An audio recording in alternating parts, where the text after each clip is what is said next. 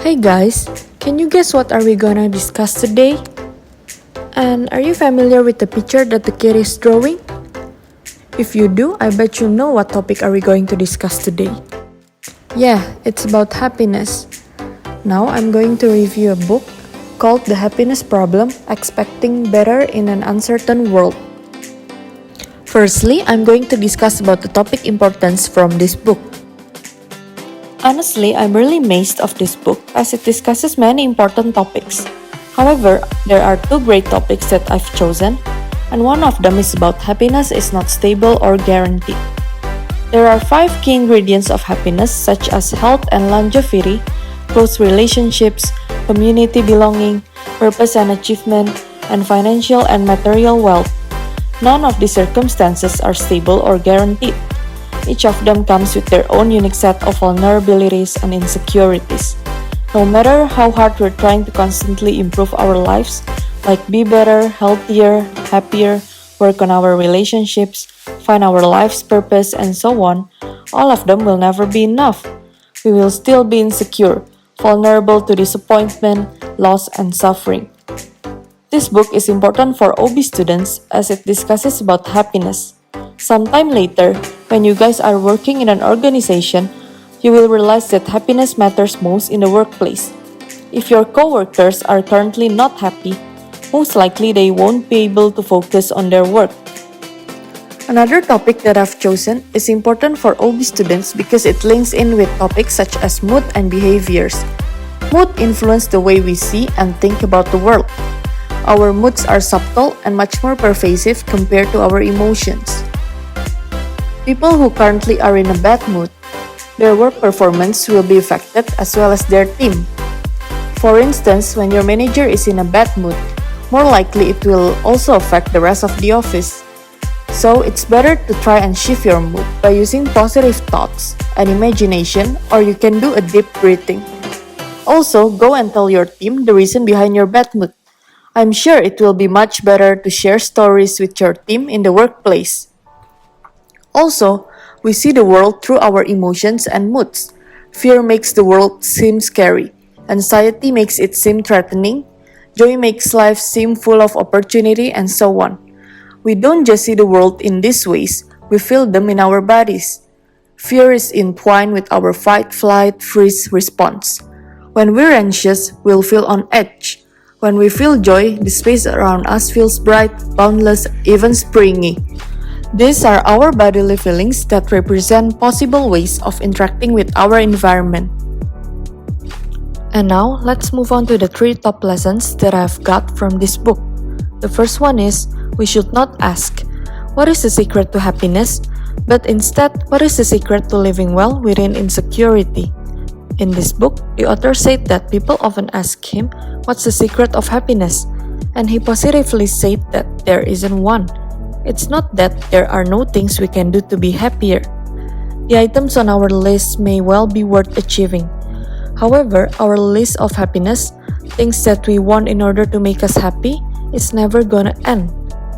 No matter how many items we take off the list, we will always replace them with more. The list inside our heads is endless because we are insecure. We are mortal beings whose survival and well-being are entirely dependent on our relationships with others and our wider environment. This is a new insight for me because I never realized that at all. And now it actually has come to my senses.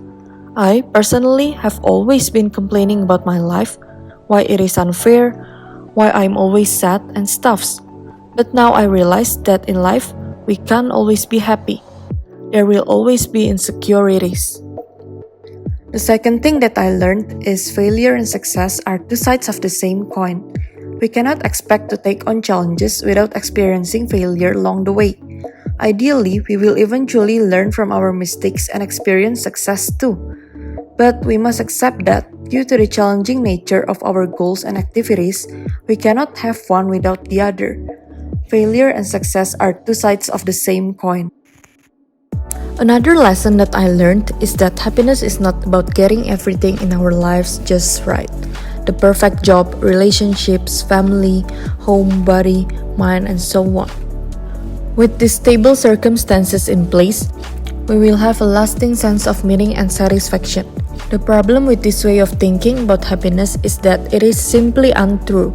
No matter what circumstances we have, we will still be insecure. By focusing only on the things we can control, we also blind ourselves to the other things in life that matter. What we think will make us happy is only the tip of the iceberg. In simply trying to achieve everything on our list, we fail to see what really matters, and this is the happiness problem. Now, I'm going to tell you about some critiques that I have on this book. On page 181, it is said that through the ongoing process of curiosity and compassion, we can acknowledge our insecurity and learn how to live well within it. Most importantly, we can be more understanding and caring towards others. Actually, I don't really get it with this statement. In the beginning, it tells us that with curiosity and compassion, we can acknowledge our insecurity and learn how to live well within it. With our insecurity, we can learn from the challenges that we're facing. However, I'm confused with the statement which said we can be more caring towards others. I mean, what does we have to do with it? The book states that when we're insecure, we should ask ourselves why we're feeling that way. We should try to understand ourselves more. But then it said we can be more understanding and caring towards others. Why should we care more towards others when we are also in need to understand ourselves better? If you care more towards others, don't you gonna be more insecure? We will feel such things like why their lives are better than mine, why they have this and I don't. Also, on page 198, it is said that the poorer a person is, the less control they have over their lives. With less material and financial security, it is more likely that if one thing in our lives goes wrong, everything else will fall apart. I think this statement is not generally correct, as rich people can also have less control over their lives. Some rich people are having a messy life, and at the end they become homeless. Now I'm gonna give you 3 advices that might be useful for you guys.